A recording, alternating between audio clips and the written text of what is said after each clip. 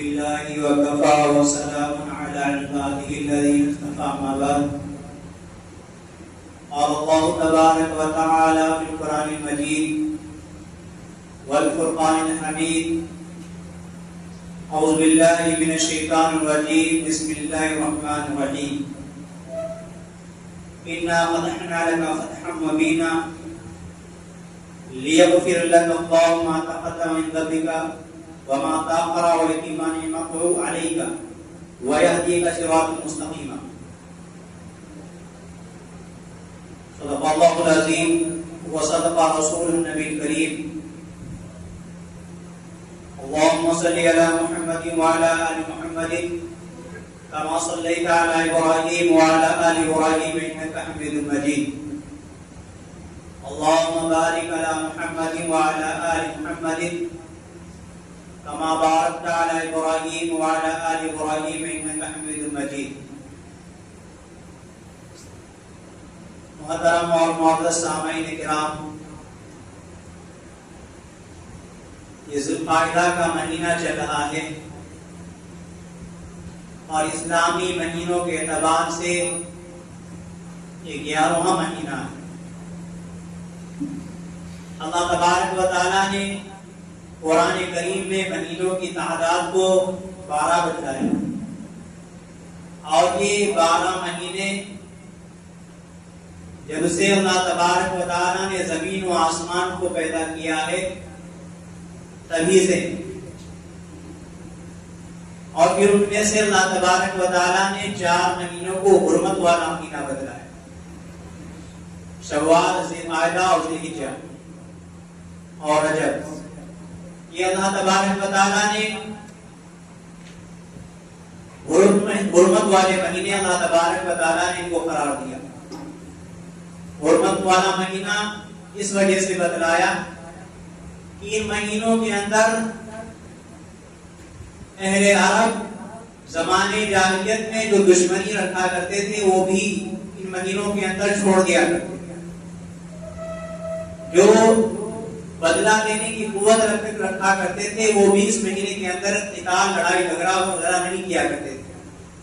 بھلے ہی ان کے سامنے ان کے والد کا قاتل ہو یا بھائی کا قاتل ہو یا کسی قاتل ہو، اس مہینے کے اندر انہیں نہیں چھیڑا کرتے تھے. اسی وجہ سے انہیں حرمت والا مہینہ قرار دیا گیا اور یہ پہلے سے ہی حرمت والے مہینے چلے آ رہے تھے. اہل عرب بھی ان کا ادب اور احترام کیا کرتے. اس مہینے کے اندر ایک واقعہ نبی کریم صلی اللہ علیہ وسلم کے ساتھ پیش آیا اور وہ صلح حدیبیہ کے نام سے جانا جاتا ہے. بظاہر طور پر یہ معلوم ہوتا ہے کہ اس میں مسلمانوں کی شکست ہوئی، لیکن اللہ تبارک و تعالیٰ نے اس میں کھلی ہوئی فتح فرمایا، واضح فتح فرمایا قرآن کریم کے اندر. نبی کریم صلی اللہ علیہ وسلم مکے سے ہجرت کر کے جب مدینہ المنورہ آ گئے اور مکہ مکرمہ کو چھوڑ رہے تھے تو کعبۃ اللہ کو بار بار مڑ مڑ کر کے دیکھ رہے تھے، کیونکہ جس کا وطن ہوتا ہے، جہاں جس کی پیدائش ہوتی ہے، اسے اس کا وطن وہ بہت زیادہ پیارا ہوتا ہے. اسی وجہ سے نبی کریم صلی اللہ علیہ وسلم بار بار جو ہے مڑ کر کے کعبۃ اللہ کی طرف دیکھ رہے تھے. 6 سال گزر گئے. سن 6 ہجری میں نبی کریم صلی اللہ علیہ وسلم کے دل میں تمنائیں تھی، صحابہ کرام رضوان اللہ تعالی علیہم اجمعین کے دل میں بھی تمنائیں تھی کہ کسی طرح مکہ پہنچے اور خانہ کعبہ کا طواف کریں، اللہ تبارک و تعالیٰ کے گھر کا طواف کریں.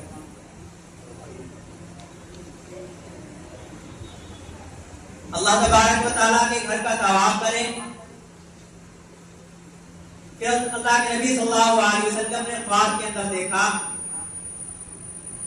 کہ اللہ کے نبی صلی اللہ علیہ وسلم احرام باندھے ہوئے ہیں، تمام صحابہ کرام رضوان اللہ تعالی علیہم اجمعین احرام باندھے ہوئے ہیں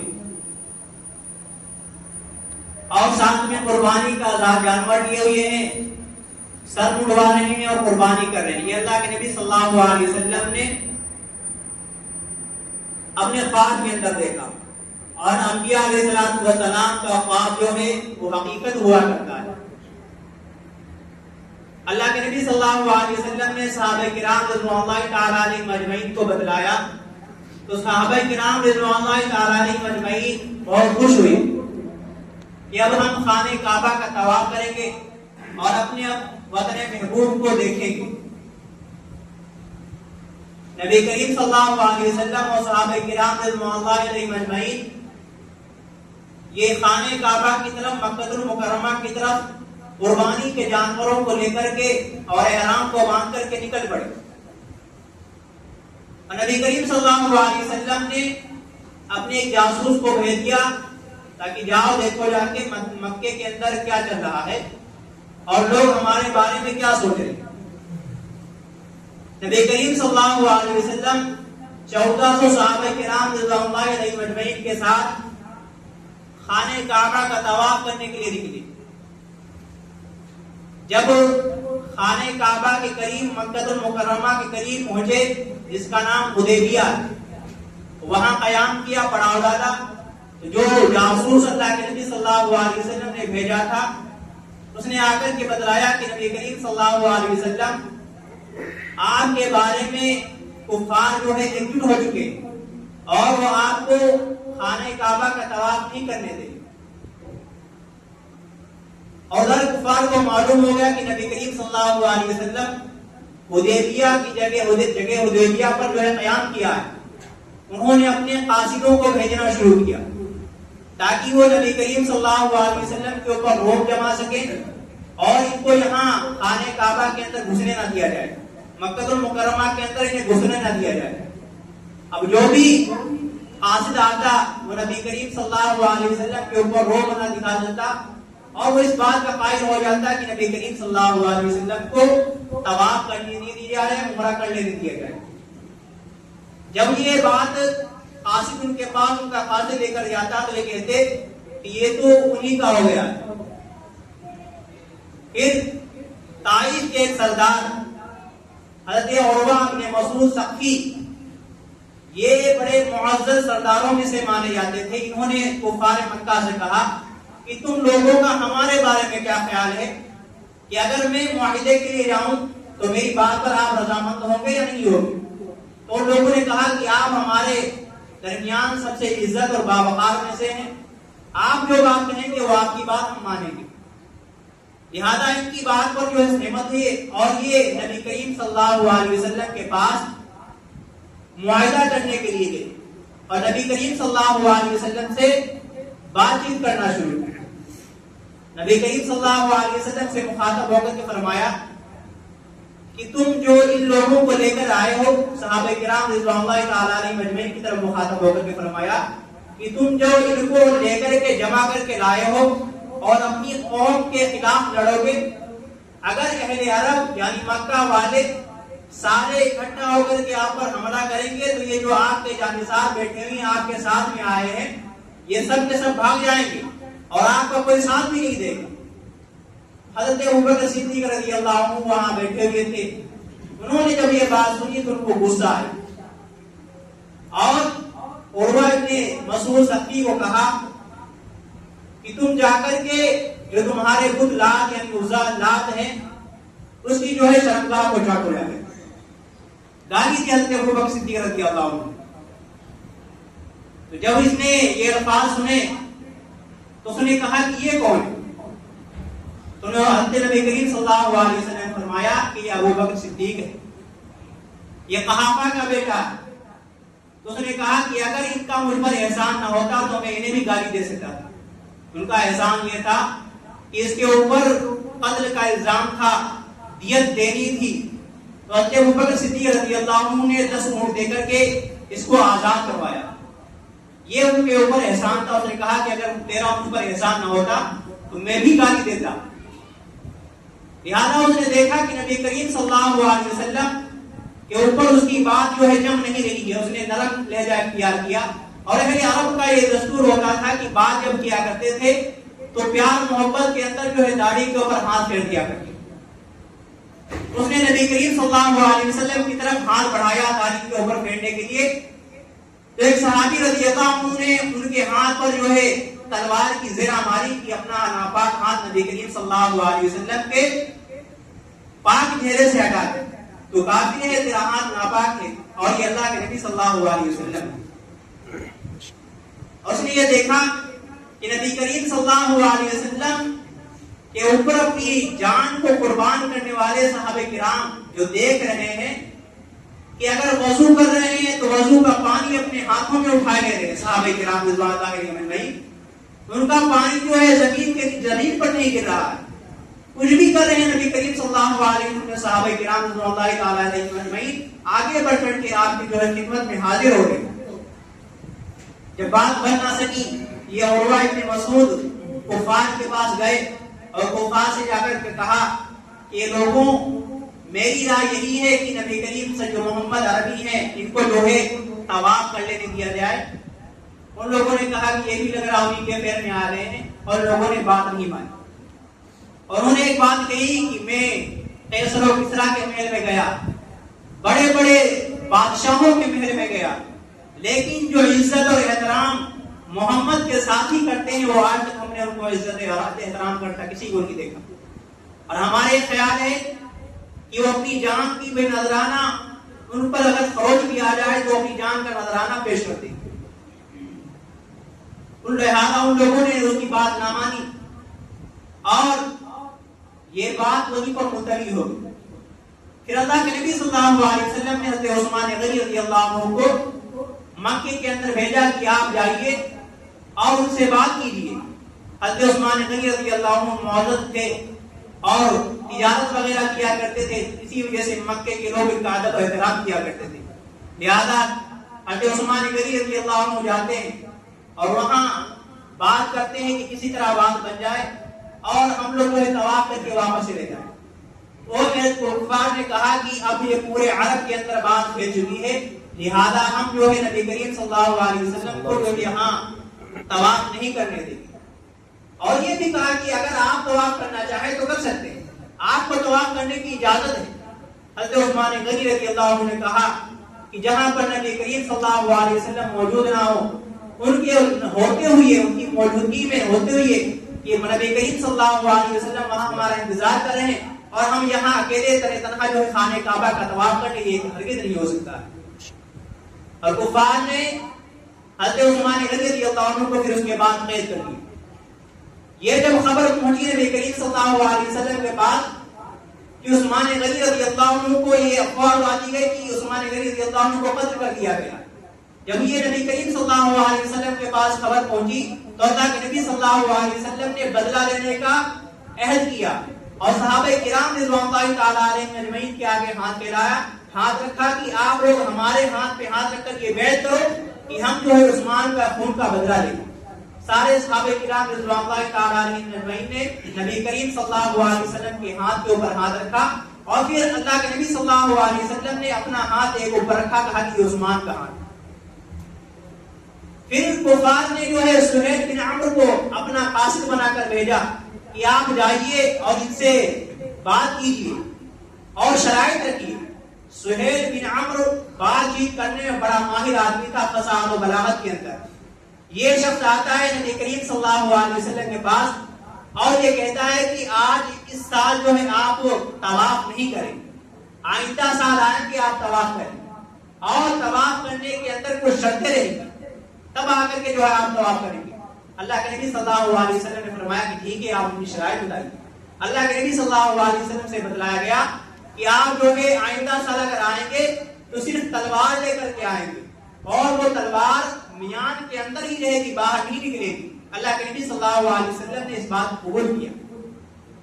دوسری شرط یہ رکھی کہ آپ جو ہے آپ میں سے ہم میں سے جو مکے کے اندر جو مسلمان ہوگا اور آپ کی طرف جو آئے گا آپ اسے واپس کریں گے. ہمارا آدمی جو بھی آپ کی طرف جائے گا آپ اسے واپس کریں گے اور آپ کی طرف سے جو کوئی آئے گا مکہ المکرمہ کے اندر وہ آپ کو واپس نہیں کیا جائے گا.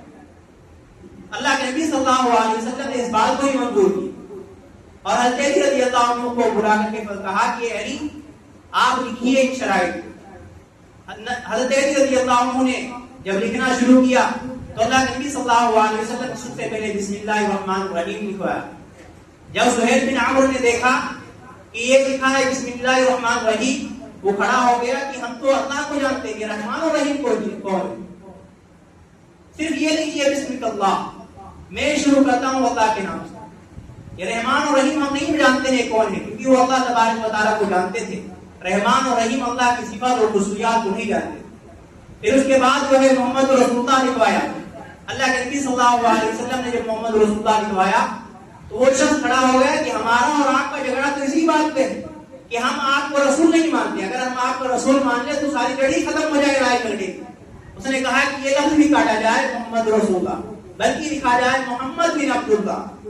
تو حضرت علی رضی اللہ عنہ سے اللہ کے نبی صلی اللہ علیہ وسلم نے فرمایا کہ یہ الفاظ کو کاٹ دو، محمد رسول اللہ کو کاٹ دو. حضرت علی رضی اللہ عنہ نے کہا کہ میں اپنی جو ہے اپنی ذات کو مٹا سکتا ہوں، لیکن آپ کے جو ہے نام کو نہیں وہ مٹا سکتا. اللہ کے نبی صلی اللہ علیہ وسلم نے فرمایا کہ آپ مجھے دکھاؤ کہاں پہ نام لکھا ہوا ہے. اللہ کے نبی صلی اللہ علیہ وسلم کو نام دکھایا تو اللہ تبارک و تعالی اللہ کے نبی صلی اللہ علیہ وسلم نے خود اپنے ہاتھوں سے اس نام کو مٹایا. یہ صحابہ کرام رضوان اللہ تعالی علیہم اجمعین کی محبت، کفار نے صحابہ کرام رضوان اللہ تعالی علیہم اجمعین کو ہرانا چاہا اور نبی کریم صلی اللہ علیہ وسلم کو چیتاونی بھی دی کہ آپ جن کے بلبوتے پر یہاں آئے ہیں، اگر اہل عرب یعنی مکہ والے آپ کے اوپر چڑھائی کریں گے تو یہ لوگ تو آپ کو چھوڑ کر بھاگ جائیں گے. تو صحابہ کرام رضوان اللہ تعالی علیہم اجمعین کو اس پہ غصہ آ گیا کہ ہم موسیٰ علیہ السلام کی قوم میں سے نہیں ہے کہ موسیٰ علیہ السلام کو کہا تھا کہ چلے جاؤ، ہم یہیں بیٹھے ہیں آپ کا انتظار کریں کہ آپ ہی وہاں ملاقات کر کے آ جاؤ، بلکہ ہم اپنے آخری خون تک جو ہے آپ کا ساتھ دیں گے. یہ صحابہ کرام رضوان اللہ تعالی علیہم اجمعین کا ایمانی جذبہ. اور کفار نے اس بات کے اوپر روک بھی ڈالا کہ جو نبی کریم صلی اللہ علیہ وسلم کر رہے ہیں تنہا تنہا جو ہے کر رہے ہیں، لیکن صحابہ کرام رضوان اللہ تعالی علیہم اجمعین اس کام کو آگے بڑھ چڑھ کے بڑی تیزی کے ساتھ حصہ لے رہے ہیں.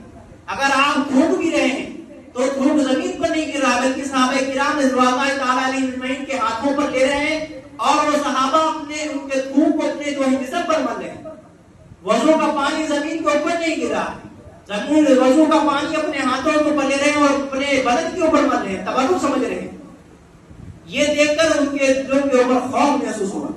یہ عظمت، یہ شان و شوکت یہ ہم نے کسی بادشاہ کے اندر نہیں دیکھی، یہ محمد صلی اللہ علیہ وسلم کے ماننے والوں کے اندر دیکھی.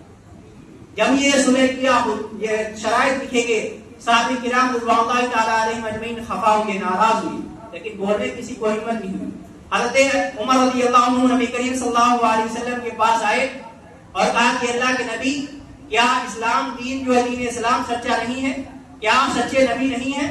تو اللہ کے نبی صلی اللہ علیہ وسلم نے فرمایا کہ ہاں دین اسلام سچا ہے، میں سچا نبی بھی ہوں، لیکن جو ہم نے جس باتوں پر شرائط جو معاہدہ کیا ہے یہ بہتر ہے. لیکن پھر حضرت عمر رضی اللہ عنہ حضرت ابوبکر صدیق رضی اللہ عنہ کے پاس گئے. حضرت ابوبکر صدیق رضی اللہ عنہ نے کہا کہ جو اللہ کے نبی صلی اللہ علیہ وسلم نے کیا وہ بہتر ہے. پھر حضرت عمر رضی اللہ عنہ کو افسوس ہوا کہ ہم نے جو ہے نبی کریم صلی اللہ علیہ وسلم کے خلاف بولا، لہذا میری کیا مجال ہوتی ہے کہ ہم نبی کریم صلی اللہ علیہ وسلم کے خلاف بولیں. اس کے اگلے سال جو ہے اللہ کے نبی صلی اللہ علیہ وسلم بڑی شان و شوکت کے ساتھ اللہ کے نبی صلی اللہ علیہ وسلم جو ہے فتح مکے کے اندر داخل ہوئے. آپ نے حج بھی کیا اور عمرہ بھی کیا. واقعہ یہ ہو گیا تھا کہ یہ شرط جو رکھی گئی تھی کہ آپ کے آدمی جو مکے کے اندر آئیں گے آپ کو واپس نہیں کیا جائے گا، اور جو ہمارے آدمی جو آئیں گے آپ کو جو ہے واپس کرنا پڑے گا. تو یہ ہوتا تھا کہ جو مدینہ المنورہ کا آدمی مکے کے اندر جاتا تھا اس کو جو ہے بہت پریشان کیا جاتا تھا، مارا جاتا تھا، کودا جاتا تھا، بہت تکلیفیں دی جاتی تھی. اور جو مسلمان ہو کے مدینہ المنورہ آیا کرتا تھا اسے مجبوراً جو شرائط کے تابع سے اسے واپس کیا جاتا تھا، اسے بھی پریشان کیا جاتا تھا، اسے بھی تکلیفیں دی جاتی تھی. تو یہ جو بیچ کے لوگ تھے یہ ایک گھاٹی کے اندر جمع ہو جایا کرتے تھے اور یہ جمع ہو کر کے انہوں نے یہ کام کرنا شروع کر دیا کہ کفار کا جو بھی قافلہ آتا اسے ڈوبنا شروع کر دیتے، ان کو جو ہے مارنا شروع کر دیتے. اس چیز سے عاجز آ کر کے کفار کے لوگوں نے کہا کہ یہ جو شرط لگائی گئی ہے اسے ختم کر دیا جائے اور یہ معاہدہ ہی ختم کر دیا جائے. لہذا اللہ تبارک و تعالیٰ نے اس کے اندر جو ہے نبی کریم صلی اللہ علیہ وسلم کو ایک فتح مبین عطا فرمائی. بظاہر میں معلوم ہو رہا تھا کہ نبی کریم صلی اللہ علیہ وسلم کو شکست ہوئی، لیکن اللہ کے نبی صلی اللہ علیہ وسلم کو اس میں جو فتح عطا ہوئی۔ تو کہنے کا مقصد یہ ہے کہ نبی کریم صلی اللہ علیہ وسلم کے فیصلے میں کسی کو بھی ٹانگ نہ اڑانی چاہیے، چاہے وہ کوئی بھی ہو، چاہے وہ کوئی بھی کتنا پاورفل آدمی ہو، چاہے وہ کتنا گھٹیا بھی آدمی ہو، چاہے وہ کتنا بلند اور اعلیٰ مقام کا آدمی ہو، لیکن جہاں شریعت کی بات آتی ہے، جہاں نبی کریم صلی اللہ علیہ وسلم کی بات آتی ہے، وہاں خاموشی اختیار کرنا چاہیے کہ یہاں پر نبی کریم صلی اللہ علیہ وسلم کا حکم نافذ ہو چکا۔ اب ہماری زبان اس کے آگے نہیں بڑھنے والی۔ جس طرح حضرت عمر رضی اللہ عنہ نے کہا کہ ہماری ذات کیا ہوتی ہے نبی کریم صلی اللہ علیہ وسلم کے آگے، ہمارے زبان کھول دیں، جو نبی کریم صلی اللہ علیہ وسلم نے کیا وہ بہتر کیا ہے۔ تو ایک ادنا سے مسلمان کو چاہیے کہ نبی کریم صلی اللہ علیہ وسلم جو حکم اس دنیا کے اوپر دے کر گئے وہ اپنی جان سے بھی زیادہ اس حکم کو کامل عمل کرنے کی اس میں کوشش کرنی چاہیے۔ اللہ تبارک و تعالیٰ کے نظام کی توفیق عطا فرمائے۔ الحمدللہ۔